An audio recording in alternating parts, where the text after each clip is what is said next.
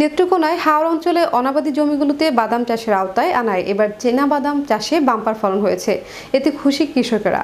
এখন জমি থেকে বাদাম উত্তোলন পুরোদমে ব্যস্ত সময় পার করছে কৃষকরা। চীনা বাদামের চাষের জন্য হালকা বেলে দোআঁশ মাটি, দোআঁশ এবং চরাঞ্চলে বেলে মাটি বেশি উপযোগী। নেত্রকোনায় বিশেষ করে হাওর অঞ্চলে এমন মাটির জমি রয়েছে যেখানে ধান উৎপাদন তেমন না হলেও বাদাম উৎপাদন দারুণ উপযোগী। তাই হাওর অঞ্চলে বিপুল উৎসাহে স্থানীয় কৃষকেরা বাদাম চাষ করেছেন। এবছর চীনা বাদামের ভালো ফলন হওয়ায় বাদাম চাষিরা দারুণ খুশি। এখন জমি থেকে বাদাম উত্তোলনে ব্যস্ত সময় পার করছে তারা। দেশের বিভিন্ন প্রান্ত থেকে বাদাম ব্যবসায়ীরা এসব বাদাম কিনে থাকেন। প্রতিমন বাদাম বিক্রি হচ্ছে 4 থেকে 4.5 হাজার টাকায়।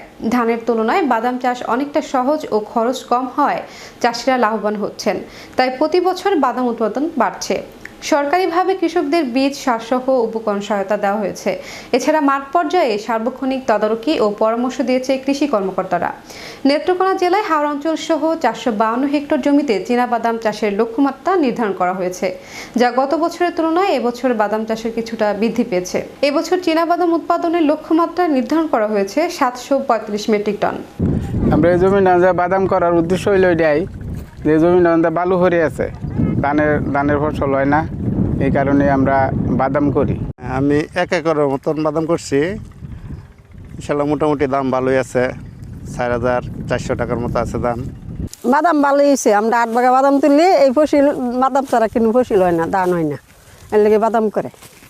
মাননীয় প্রধানমন্ত্রীর নির্দেশনা মোতাবেক যে 1 ইঞ্চি জমি যাতে অনাবাদি না থাকে, এই স্লোগানটিকে বাস্তবায়ন করার জন্য আমাদের নেত্রকোনা জেলার যে হাওর অঞ্চল রয়েছে, বিশেষ করে আমাদের খালিয়াজুড়ি উপজেলা, এই খালিয়াজুড়ি উপজেলার হাওর অঞ্চলে আমাদের বেশ কিছু অনাবাদি জমি ছিল। এই অনাবাদি জমিগুলিকে আমরা চাষের আওতায় আনার জন্য কৃষক ভাইদেরকে আমরা বিভিন্নভাবে উদ্বুদ্ধ করেছিলাম।